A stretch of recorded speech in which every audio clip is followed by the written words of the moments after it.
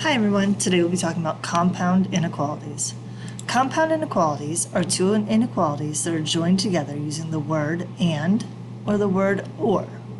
Some examples of compound inequalities include 3x minus 4 is greater than or equal to 5, or negative x plus 11 is less than negative 2. Another example, using the word and, x is greater than negative 3, and x is less than 2. And one more example is where we do one with what I call an overlap. 4 is less than 2x plus 1 over 5, which is less than or equal to 15. This one here is considered an and. So these two types of inequalities are the same type of problem. All right, so when we go to graph these, so first we're going to talk about solving, and then we're going to graph our solutions. So when we go to graph them in and, I always like to think of them as the graph as a dumbbell. So that free weight, a dumbbell, looks like that. Circles can be open or closed, depending obviously on the inequality symbol used. Right? So when we see the word and, we're going to graph a dumbbell. When we see the word or, I always like to think of the oars of a boat. Okay? So our graph is going to end up looking like this, our arrows pointing in opposite directions. And again, the type of circle is going to be dependent on the type of inequality symbols. So just a little way to help you remember what your graphs should look like when you're dealing with an and or an or. All right, so solving compound inequalities is just like solving a single inequality. We need to solve each inequality separately and then use the same word in the answer. So either and or. If there's no word in the compound, okay, like this one here, no word, we can start solving in the middle and do the inverse operations to both the left and the right side of the inequality. And that one will always be an and. All right, so here's an example. Let's solve the compound inequality, graph, and then write our answer in set builder notation. So here we have the word or. So I'm going to focus just on this one here first. So I need to isolate my variable term. So I do that by subtracting 12 from both sides. Right now I'm ignoring this one. I'm just putting all my focus on this one here. All right, once I do that, I end up with 3x is less than negative 3. And then we go ahead and we divide both sides by 3. And then we have x is less than negative 1. All right, well, what does that graph look like? We can even graph that one right now if we want to. X is less than negative 1. So it's going to be an open circle, and then it's going to graph to the left. All right, now let's come over and take care of this one here. Negative 4x plus 3 is less than or equal to negative 13.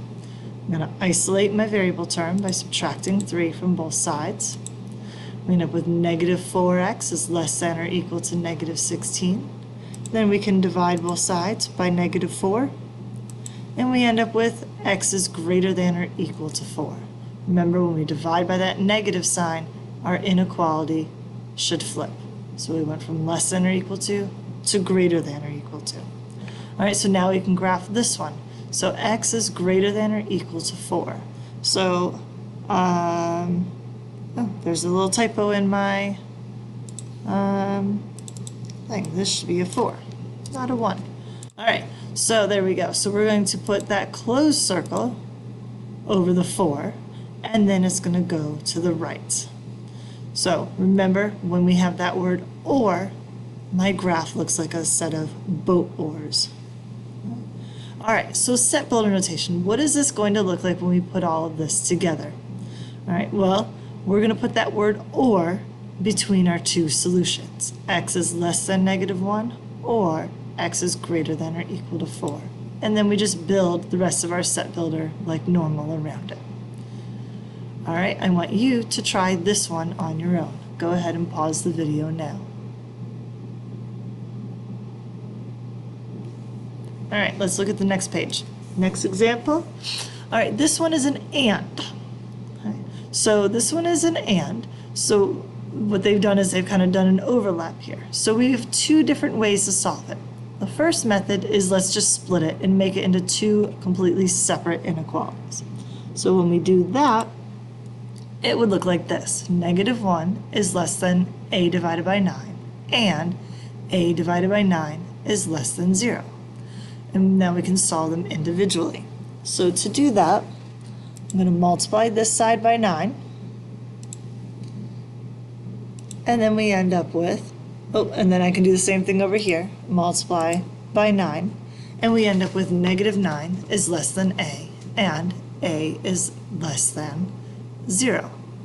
All right, and then method 2, we could just leave it as it is, just like this. And when we go to solve, we can multiply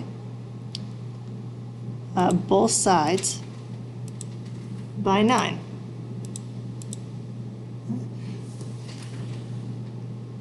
So when we do that, -1 times 9 is -9, 0 times 9 is 0. That 9 would end up getting canceled out, and we're left with just that a in the middle.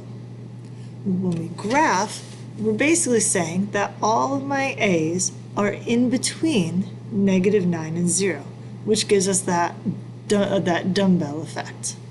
So I'm going to have open circles at both ends of my graph, and then I want everything that's in between. So everything in between. All right, so set builder notation. If we were to leave it like this with the word and, we would have to flip this one around. So it would say a is greater than -9 and a is less than 0. But typically when we have an and, we actually put them back together like this, and we overlap that a. It's kind of like taking that -9 is less than a, and then if I had the other one, a is less than 0, it's like taking my two answers that I got and sliding them together. My a's overlap. I can pull them apart and have my two separate answers with the word and between them, like I do over here, or I can push them back together and overlap my variable, like we have here. So our set builder notation looks like this. In this particular one, we wrote it with the and, but we could also write it this way as well. So remember, if you write it with the word and, you do have to flip that one around so that the variable's first. The variable should always be written first in set builder notation. Or we can keep it this way and just overlap the variable. All right, I'd like you to try this next one on your own, and then this will conclude our notes. So you can go ahead and stop the video now.